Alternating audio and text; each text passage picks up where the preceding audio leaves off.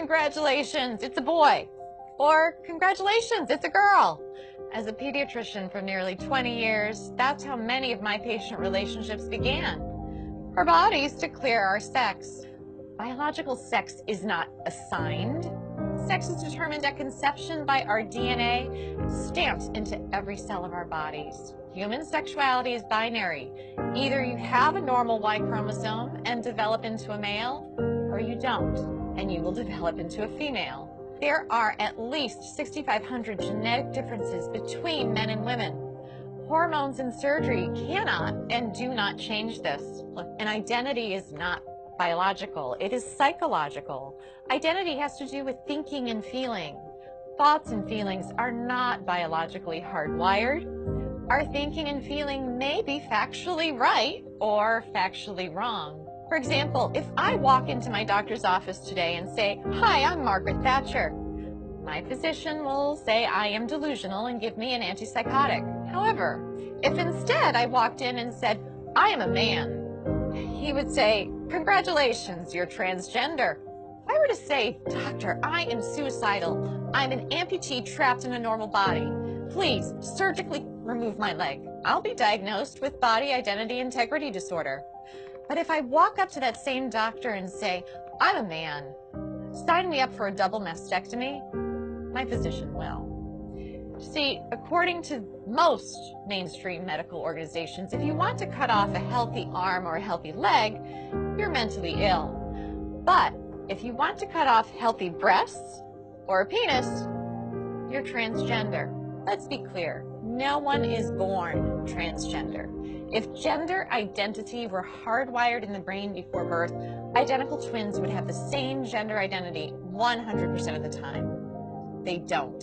I had one little boy, a patient we'll call Andy. Between the ages of 3 and 5, he increasingly played with girls and stereotypical girl toys and started saying he was a girl. I referred the parents and Andy to a therapist.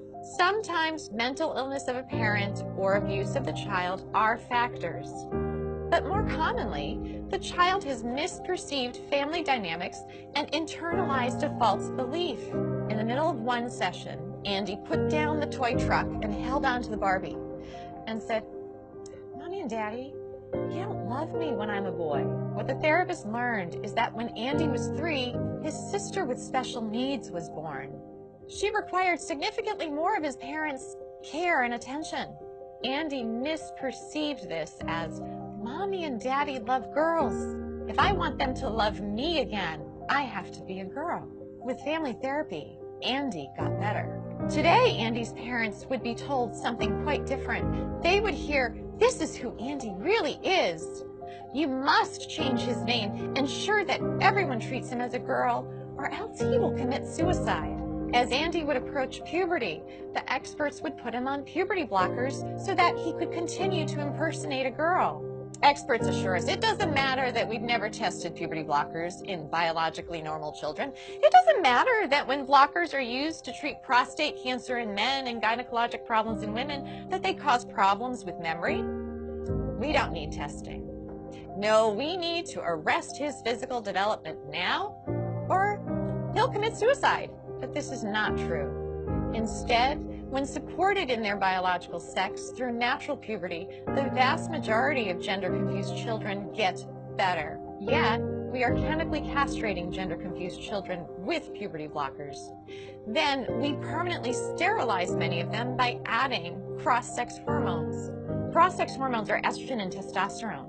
Those put young children at risk for heart disease, strokes, diabetes, cancers, and even the very emotional problems that experts claim to be preventing. P.S. If a girl who insists she is a man has been on testosterone daily for 1 year, she's cleared to get a bilateral mastectomy at age 16. Now, mind you, the American Academy of Pediatrics recently came out with a report that urges pediatricians to caution teenagers about getting tattoos because tattoos are essentially permanent and can cause scarring. But this same AAP is 110% in support of 16-year-old girls getting a double mastectomy, even without parental consent, so long as the girl insists that she is a man and has been taking testosterone daily for 1 year. Let's be clear, to indoctrinate all children from preschool forward with the lie that they could be trapped in the wrong body disrupts the very foundation of a child's reality testing. If a child can't trust the reality of their physical bodies, who or what can they trust? Transgender ideology in schools is psychological abuse that often leads to chemical castration, sterilization, and surgical mutilation. If that's not child abuse, ladies and gentlemen, what is?